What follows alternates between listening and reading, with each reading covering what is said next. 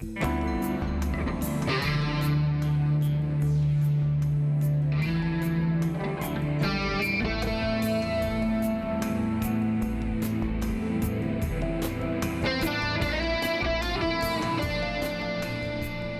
and welcome. Today we examine the history of the Fabian Society's insidious influence in Australia, its origins, method of gradual reform, relationship with Labor critics and defenders, and the leading Australian figures infiltrating Fabian ideas. If politics is theatre, Australia clearly prefers the slow burn to the jump scare.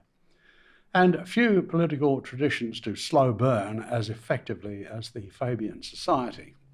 Born in London in 1884, Fabianism rejects revolution for reform, policy papers, lectures, legislative amendments, and relentless patience.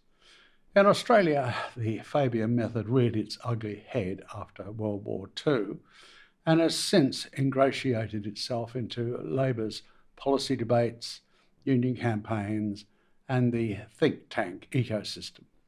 This report investigates the Australian Fabians, how their ideas travel, who picks them up, and where that steady pressure has surreptitiously reshaped the country. The Fabian idea slithered beneath the radar in 1891 when the Reverend Charles Marson formed the first overseas branch of the UK Fabians in Adelaide, recruiting trade unionists and reformers. That early chapter wound up in 1902, but the seed was planted in fertile ground. The modern Australian Fabians date to 1947, an independent left-leaning think tank and membership society ostensibly oriented to social democratic reform and policy design. The Fabian method embeds change through existing institutions: publish, debate, draft, amend, implement, review, and repeat. Its method over spectacle is founded in the maxim of the inevitability of gradual encroachment. The unrelenting drip feed of Fabian socialism silently envenomating the Australian body politic.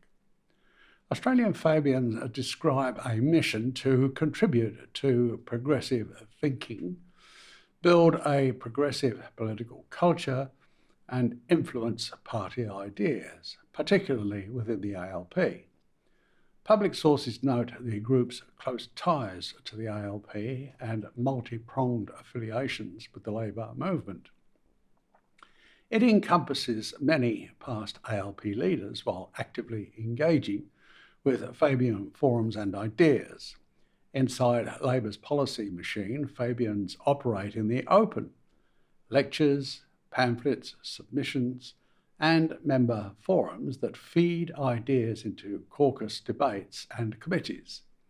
The focus areas are classic social democracy, universal services like Medicare, education equity, industrial relations, architecture, economic inclusion, and all things woke. The Fabian method matches Australia's dualistic checks. Senate math favours negotiated amendments.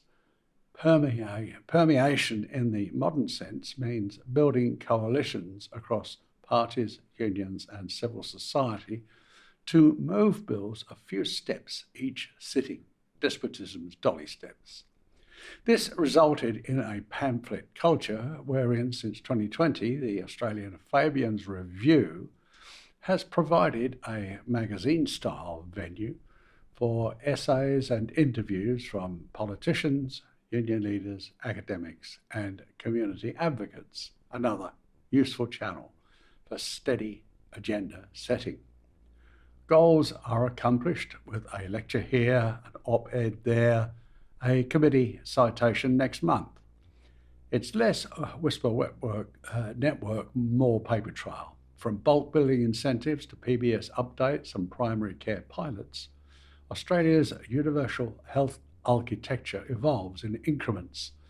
A Fabian-friendly policy cycle that gently refines rather than effecting abrupt changes. It purports to incrementally enhance existing programs while accruing ever more managerial oversight and control, all hidden and unnoticed. Portable entitlements, safety standards, and wage setting frameworks have been nudged through submissions, green papers, and cross-bench negotiations. Classic gradualism in a contested field. The path to a federal anti-corruption commission ran through years of reports, advocacy, and committee processes. While not owned by any one group, this is the kind of rules of the game reform where Fabian forums incrementally amplify the case over time via tiptoe totalitarianism. Ideas are presented in speeches, then in committee recommendations, and then into law. The wolf in sheep's clothing motif that appears in UK Fabian law is widely interpreted as a blueprint for stealth. In Australia, the organisation historically used a turtle symbol before a 2013 rebrand to a red F logo, more youth-oriented and less confusing with green politics. Critiques to take seriously are that gradualism drifts undetected into technocracy or centralism, blunting grassroots energy. Supporters counter that durability beats drama, that lasting gains come from institutional design, accountability, and iteration. Both instincts are alive and well in Australia's socialist-dominated duopoly. The following patrons, office bearers, and prominent agents of influence are Gough Whitlam, former PM, and Eva Cox. Both have served as national patrons. The patron role has been noted as vacant at times. Office bearers and board positions are listed by the organisation and change periodically. But you can see the Australian Fabian's executive page for current details. Also listed are John Curtin, noted as SA branch patron in 1938, but died before the 1947 reboot. Heinz Arndt, Gough Whitlam, Frank Crean, Paul Keating, Don Dunstan, and historian Janet McCulmack rank among notable members or connections in public references.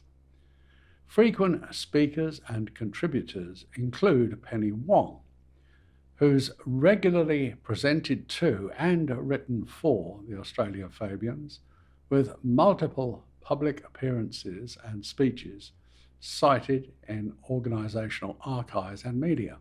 All promote the woke tenets of inclusive growth and full employment, productivity gains with wage growth, competition that lifts living standards, and, of course, investment in public goods. Well, all of these noble intentions are undermined by the out-of-control mass immigration that's fiercely opposed by the Australian public.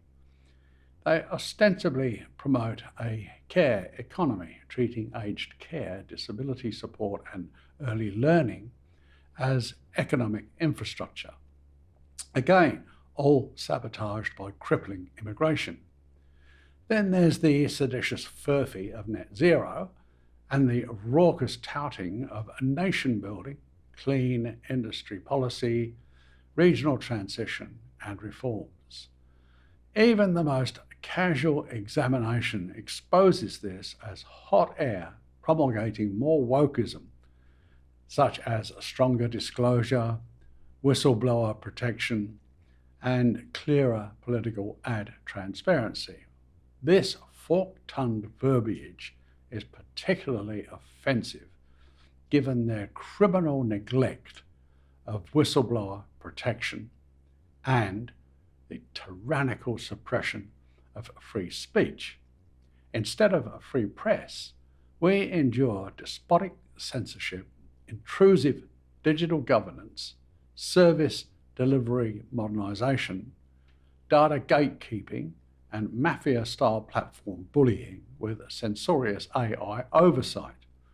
This creeps forward via a stealth policy that, like a boa constrictor snake, moves, measures, tightens its death grip, then moves again, slowly crushing the last gasps of freedom from the nation.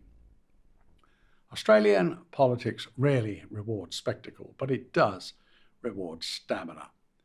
The Fabian Society's Australian story is about endurance, decades of endless pamphlets, submissions, and speeches that unnoticeably tilt the arc of policy a few degrees at a time. You won't see the fingerprints, but you will see the unsolicited and unwanted outcomes of reforms, durable, iterative, built to outlast the next election and the next election after that. The covert MO of totalitarian conquest by stealth. Globalism's treasonous UN dictatorship of Australian politics. Thank you for watching.